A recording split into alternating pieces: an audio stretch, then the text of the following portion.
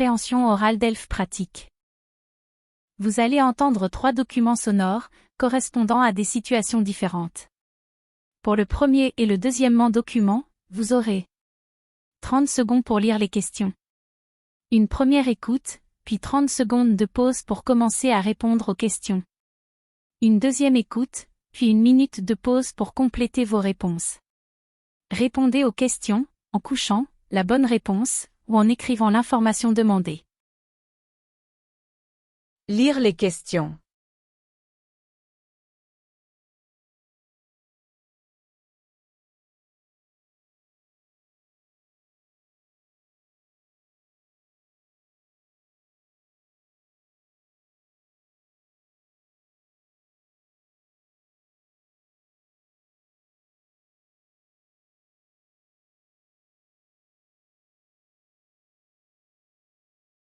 Première écoute.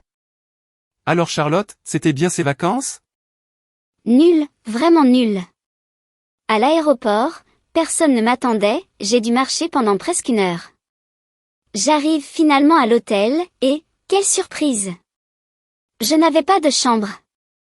Ma réservation n'était pas enregistrée. J'ai dû passer la nuit sur un fauteuil à la réception. Ce n'est que le lendemain que j'ai eu une chambre, avec salle de bain, mais sans eau chaude. Le restaurant était tellement mauvais que j'ai été malade. Et ne me parle pas de la magnifique piscine qu'on peut voir sur la publicité, elle était fermée. Enfin. Heureusement que les autres touristes étaient sympas. Ma pauvre Charlotte, tu n'as pas eu de chance, mais pourquoi tous ces problèmes? On m'a expliqué que les propriétaires étaient nouveaux. Qu'ils n'avaient pas beaucoup d'expérience et que c'était la première fois qu'ils recevaient un groupe de touristes. Et toi qui avais demandé, pour ne pas avoir de problème, à une agence de voyage d'organiser tes vacances. Oui, c'était une erreur, je le reconnais. Et toi Paul? Tes vacances, c'était comment? Eh bien moi, je voulais partir à la mer mais finalement, à la dernière minute, j'ai changé d'avis. Je suis resté chez moi. Et je suis très content de ma décision. Car je me suis vraiment reposé. J'aurais dû suivre ton conseil et me méfier de cette publicité. La prochaine fois, si tu veux bien, tu m'aideras à préparer mes vacances. Pourquoi pas?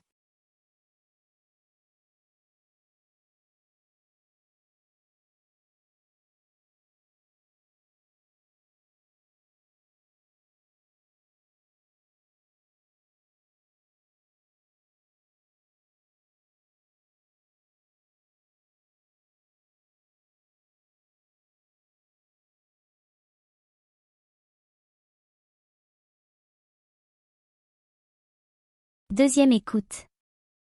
Alors Charlotte, c'était bien ces vacances? Nul, vraiment nul. À l'aéroport, personne ne m'attendait, j'ai dû marcher pendant presque 1 heure. J'arrive finalement à l'hôtel, et, quelle surprise! Je n'avais pas de chambre. Ma réservation n'était pas enregistrée. J'ai dû passer la nuit sur un fauteuil à la réception. Ce n'est que le lendemain que j'ai eu une chambre, avec salle de bain, mais sans eau chaude. Le restaurant était tellement mauvais que j'ai été malade. Et ne me parle pas de la magnifique piscine qu'on peut voir sur la publicité, elle était fermée. Enfin. Heureusement que les autres touristes étaient sympas. Ma pauvre Charlotte, tu n'as pas eu de chance, mais pourquoi tous ces problèmes? On m'a expliqué que les propriétaires étaient nouveaux. Qu'ils n'avaient pas beaucoup d'expérience et que c'était la première fois qu'ils recevaient un groupe de touristes. Et toi qui avais demandé, pour ne pas avoir de problème, à une agence de voyage d'organiser tes vacances. Oui, c'était une erreur, je le reconnais. Et toi Paul? Tes vacances, c'était comment? Eh bien moi, je voulais partir à la mer mais finalement, à la dernière minute, j'ai changé d'avis. Je suis resté chez moi. Et je suis très content de ma décision. Car je me suis vraiment reposé. J'aurais dû suivre ton conseil et me méfier de cette publicité.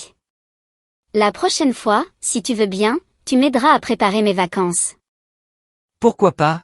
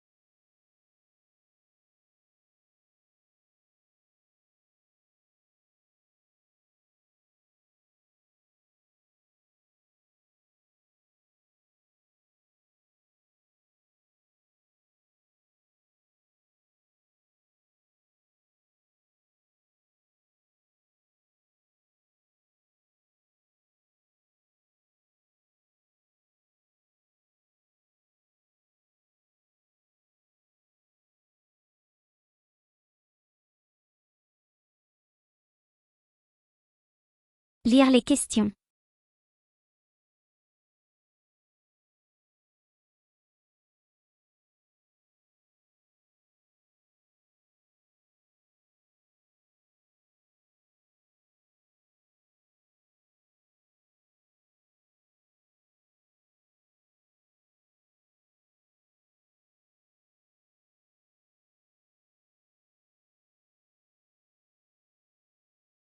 Première écoute. Les derniers cadeaux viennent d'être déballés et certains d'entre eux ne vous ont pas vraiment fait plaisir. Alors pour faire de la place dans les placards, il existe une solution simple et conviviale, le don. La pratique est dans l'air du temps. Les sites de revente et les sites de dons d'objets remportent un très grand succès. Plutôt que de jeter, il est possible de se débarrasser des objets inutiles en quelques clics et de faire des heureux. Consoblog.com est le portail de la consommation alternative. On peut y trouver de l'informatique, des vêtements, des magazines, des voitures et surtout des jouets pour enfants, qui sont très recherchés parce que les jouets, c'est assez cher, et aussi beaucoup d'appareils électroménagers. Le principe est simple. Lorsque vous n'utilisez plus quelque chose, vous passez une petite annonce et la personne que ça intéresse va vous contacter, par courriel ou par téléphone. Elle passera chez vous pour récupérer l'objet. On donne parce qu'on se dit que parfois, pour récupérer quelques euros, ça ne vaut pas la peine de perdre du temps à mettre un objet en vente, ou parce qu'on peut faire plaisir à quelqu'un. Parce que c'est très pratique et c'est rapide. On donne parce qu'on veut recycler des objets, mais c'est surtout parce qu'on a envie de donner, par générosité. Donner, c'est vraiment dans l'air du temps, ça fait partie de la solidarité qu'on peut voir dans la vie de tous les jours et en particulier sur Internet. Cela a beaucoup de succès, notamment auprès des jeunes. Ces sites spécialisés dans le don et la récupération permettent de s'équiper pour presque rien, la plupart sont totalement gratuits, d'autres ont un numéro de téléphone surtaxé qu'il faut appeler pour obtenir les coordonnées du donneur. Pour écarter les éventuels revendeurs, on a mis en place, comme sur les sites marchands, un système de notes pour que la personne qui vient récupérer l'objet puisse évaluer la qualité du service. À partir de maintenant, vous pouvez respecter la règle des 3 R. Réduire les déchets, réemployer et recycler les objets.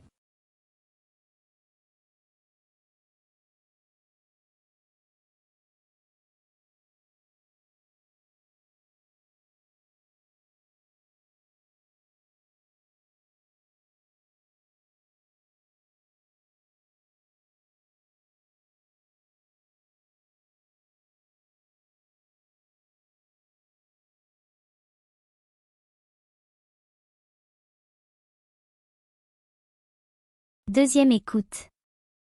Les derniers cadeaux viennent d'être déballés et certains d'entre eux ne vous ont pas vraiment fait plaisir. Alors pour faire de la place dans les placards, il existe une solution simple et conviviale, le don. La pratique est dans l'air du temps. Les sites de revente et les sites de dons d'objets remportent un très grand succès. Plutôt que de jeter, il est possible de se débarrasser des objets inutiles en quelques clics et de faire des heureux.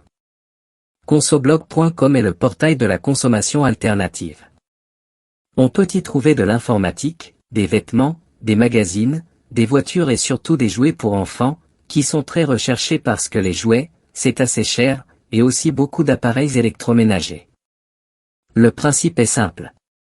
Lorsque vous n'utilisez plus quelque chose, vous passez une petite annonce et la personne que ça intéresse va vous contacter, par courriel ou par téléphone.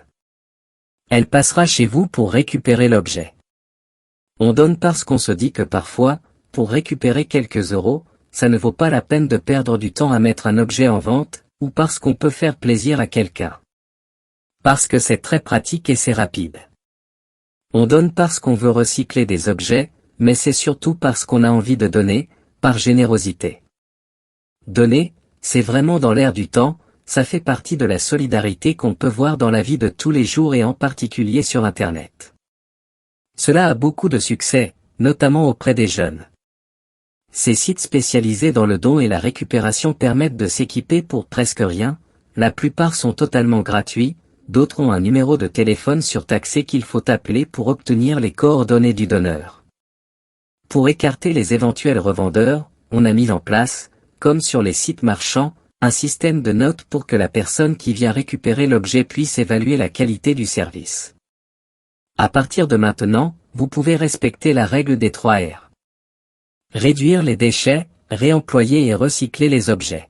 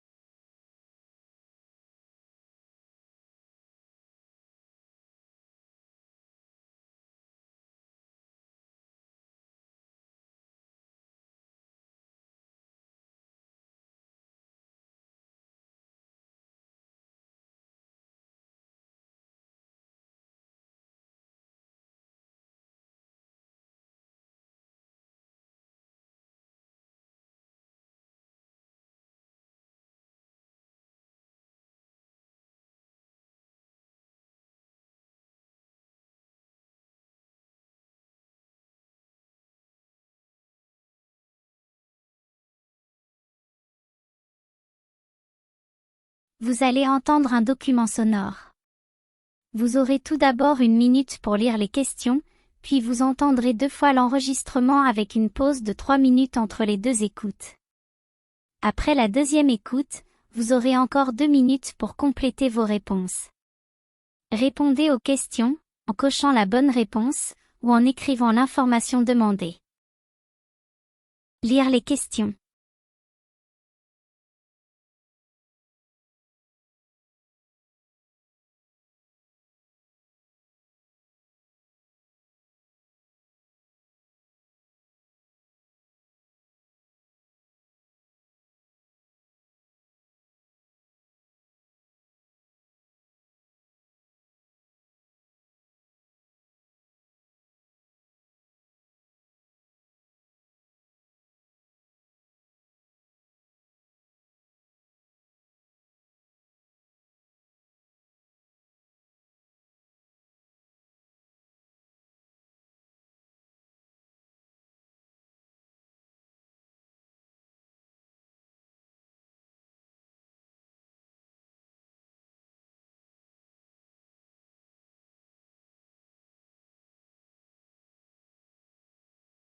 Première écoute.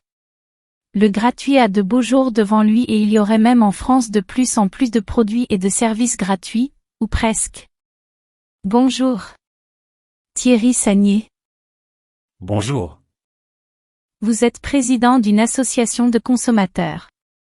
Alors gratuit ou presque, tout est dans le presque j'imagine? Oui, tout est dans le presque. On parle beaucoup de gratuit, c'est vrai qu'avec l'Internet qui s'est développé, le consommateur a pris conscience qu'il pouvait avoir des produits ou des services gratuitement ou à moindre coût. Ça pose la réalité des justes prix et des marges réelles. Quand, en période de solde, on a des réductions de moins 40 ou moins 50%, et que les professionnels reconnaissent qu'ils font encore des bénéfices, cela pose le problème des prix et des marges de profit. Ce que vous dites Thierry Sagnier, c'est que ce qu'on payait hier, on pourrait peut-être l'avoir gratuit.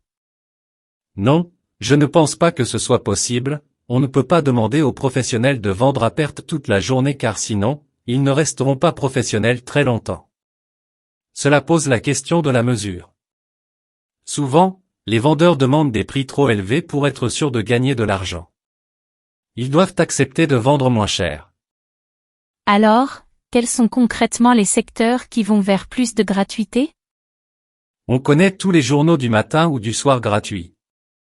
Ils sont gratuits pour les consommateurs, mais eux, ils se financent par la publicité, c'est un nouveau modèle économique. On parle aussi de restaurants gratuits. C'est vrai ça?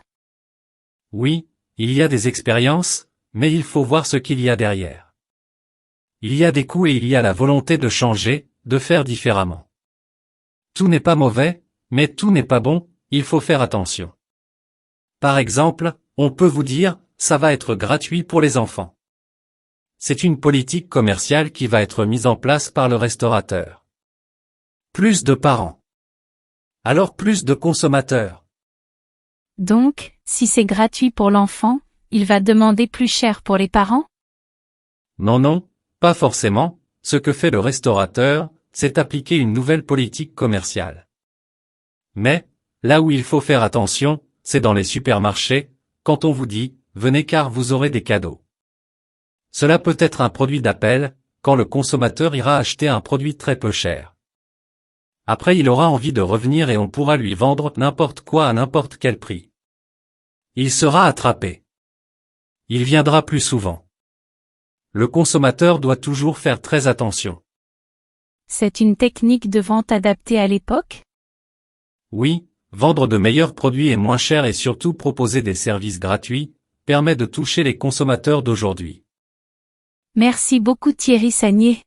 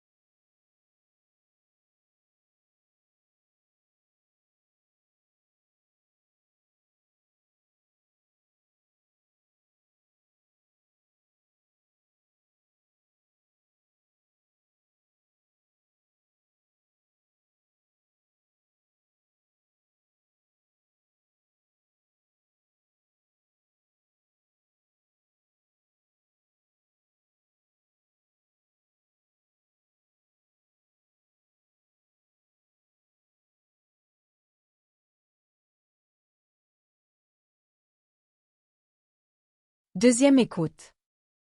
Le gratuit a de beaux jours devant lui et il y aurait même en France de plus en plus de produits et de services gratuits, ou presque. Bonjour. Thierry Sagnier.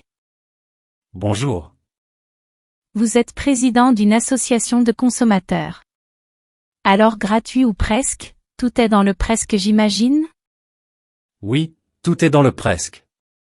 On parle beaucoup de gratuit, c'est vrai qu'avec l'Internet qui s'est développé, le consommateur a pris conscience qu'il pouvait avoir des produits ou des services gratuitement ou à moindre coût.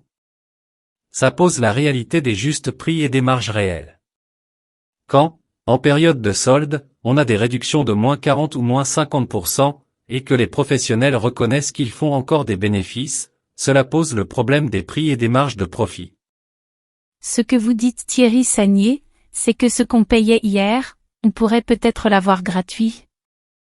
Non, je ne pense pas que ce soit possible, on ne peut pas demander aux professionnels de vendre à perte toute la journée car sinon, ils ne resteront pas professionnels très longtemps.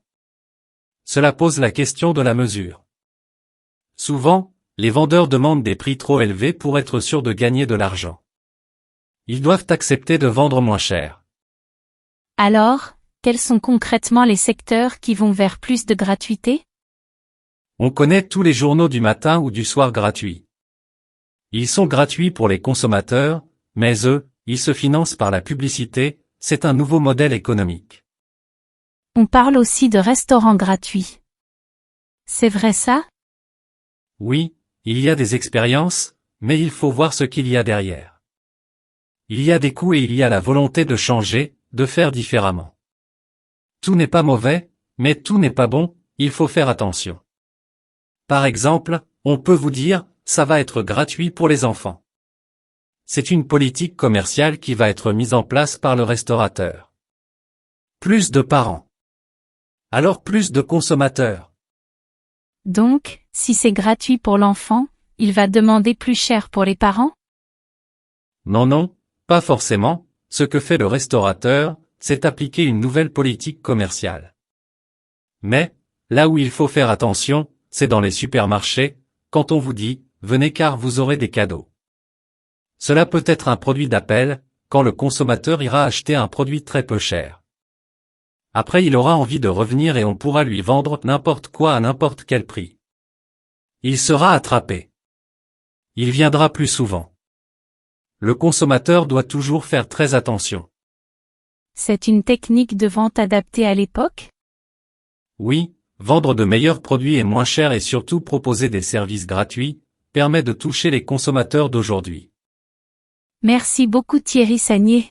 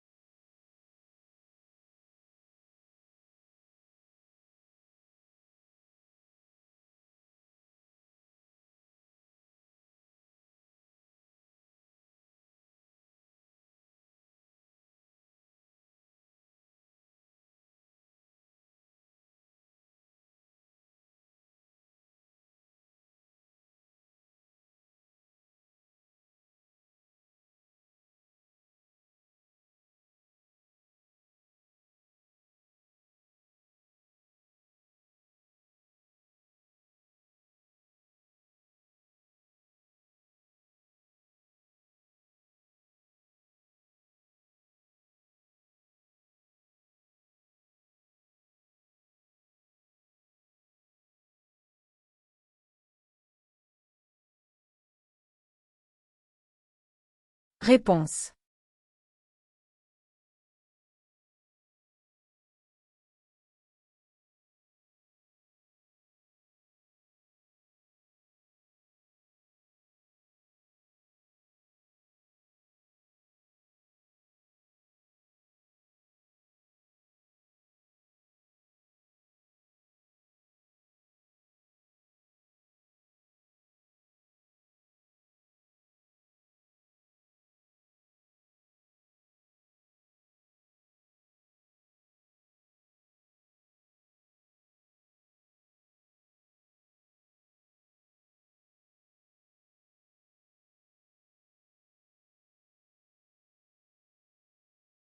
Transcription.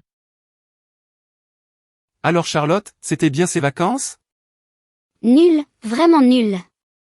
À l'aéroport, personne ne m'attendait, j'ai dû marcher pendant presque 1 heure. J'arrive finalement à l'hôtel, et, quelle surprise! Je n'avais pas de chambre. Ma réservation n'était pas enregistrée. J'ai dû passer la nuit sur un fauteuil à la réception. Ce n'est que le lendemain que j'ai eu une chambre, avec salle de bain, mais sans eau chaude. Le restaurant était tellement mauvais que j'ai été malade. Et ne me parle pas de la magnifique piscine qu'on peut voir sur la publicité, elle était fermée. Enfin. Heureusement que les autres touristes étaient sympas. Ma pauvre Charlotte, tu n'as pas eu de chance, mais pourquoi tous ces problèmes? On m'a expliqué que les propriétaires étaient nouveaux. Qu'ils n'avaient pas beaucoup d'expérience et que c'était la première fois qu'ils recevaient un groupe de touristes. Et toi qui avais demandé, pour ne pas avoir de problème, à une agence de voyage d'organiser tes vacances. Oui, c'était une erreur, je le reconnais. Et toi, Paul? Tes vacances, c'était comment? Eh bien moi, je voulais partir à la mer mais finalement, à la dernière minute, j'ai changé d'avis. Je suis resté chez moi. Et je suis très content de ma décision. Car je me suis vraiment reposé. J'aurais dû suivre ton conseil et me méfier de cette publicité. La prochaine fois, si tu veux bien, tu m'aideras à préparer mes vacances. Pourquoi pas? Les derniers cadeaux viennent d'être déballés et certains d'entre eux ne vous ont pas vraiment fait plaisir.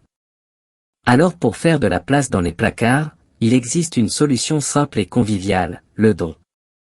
La pratique est dans l'air du temps. Les sites de revente et les sites de dons d'objets remportent un très grand succès. Plutôt que de jeter, il est possible de se débarrasser des objets inutiles en quelques clics et de faire des heureux. Consoblog.com est le portail de la consommation alternative. On peut y trouver de l'informatique, des vêtements, des magazines, des voitures et surtout des jouets pour enfants, qui sont très recherchés parce que les jouets, c'est assez cher, et aussi beaucoup d'appareils électroménagers. Le principe est simple. Lorsque vous n'utilisez plus quelque chose, vous passez une petite annonce et la personne que ça intéresse va vous contacter, par courriel ou par téléphone. Elle passera chez vous pour récupérer l'objet. On donne parce qu'on se dit que parfois, pour récupérer quelques euros, ça ne vaut pas la peine de perdre du temps à mettre un objet en vente, ou parce qu'on peut faire plaisir à quelqu'un. Parce que c'est très pratique et c'est rapide. On donne parce qu'on veut recycler des objets, mais c'est surtout parce qu'on a envie de donner, par générosité. Donner, c'est vraiment dans l'air du temps, ça fait partie de la solidarité qu'on peut voir dans la vie de tous les jours et en particulier sur Internet. Cela a beaucoup de succès, notamment auprès des jeunes. Ces sites spécialisés dans le don et la récupération permettent de s'équiper pour presque rien, la plupart sont totalement gratuits, d'autres ont un numéro de téléphone surtaxé qu'il faut appeler pour obtenir les coordonnées du donneur. Pour écarter les éventuels revendeurs, on a mis en place, comme sur les sites marchands, un système de notes pour que la personne qui vient récupérer l'objet puisse évaluer la qualité du service. À partir de maintenant, vous pouvez respecter la règle des 3 R. Réduire les déchets, réemployer et recycler les objets.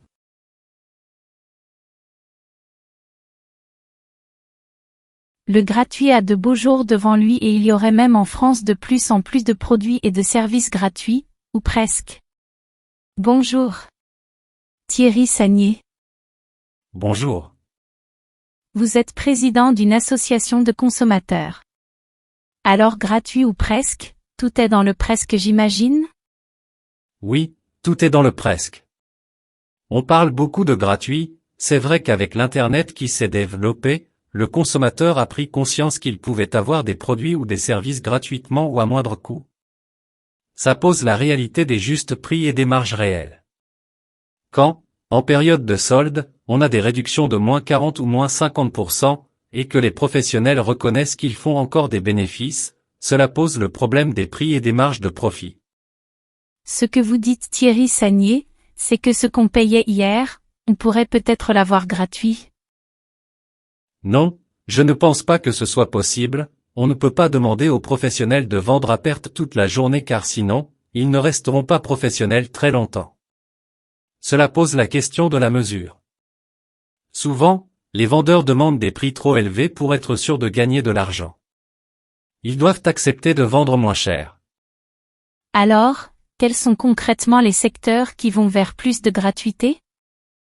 On connaît tous les journaux du matin ou du soir gratuits. Ils sont gratuits pour les consommateurs, mais eux, ils se financent par la publicité, c'est un nouveau modèle économique. On parle aussi de restaurants gratuits. C'est vrai ça? Oui, il y a des expériences, mais il faut voir ce qu'il y a derrière. Il y a des coûts et il y a la volonté de changer, de faire différemment. Tout n'est pas mauvais, mais tout n'est pas bon, il faut faire attention. Par exemple, on peut vous dire, ça va être gratuit pour les enfants. C'est une politique commerciale qui va être mise en place par le restaurateur. Plus de parents. Alors plus de consommateurs. Donc, si c'est gratuit pour l'enfant, il va demander plus cher pour les parents?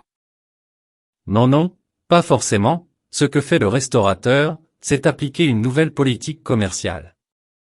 Mais, là où il faut faire attention, c'est dans les supermarchés, quand on vous dit, venez car vous aurez des cadeaux. Cela peut être un produit d'appel, quand le consommateur ira acheter un produit très peu cher. Après il aura envie de revenir et on pourra lui vendre n'importe quoi à n'importe quel prix. Il sera attrapé. Il viendra plus souvent. Le consommateur doit toujours faire très attention. C'est une technique de vente adaptée à l'époque? Oui, vendre de meilleurs produits et moins chers et surtout proposer des services gratuits, permet de toucher les consommateurs d'aujourd'hui. Merci beaucoup Thierry Sagnier. Thanks for watching. If you like this video, please share your valuable comments and drop a like. Please subscribe to this channel for more such useful content. To show us your love and support, please share this with your friends and family. Stay tuned.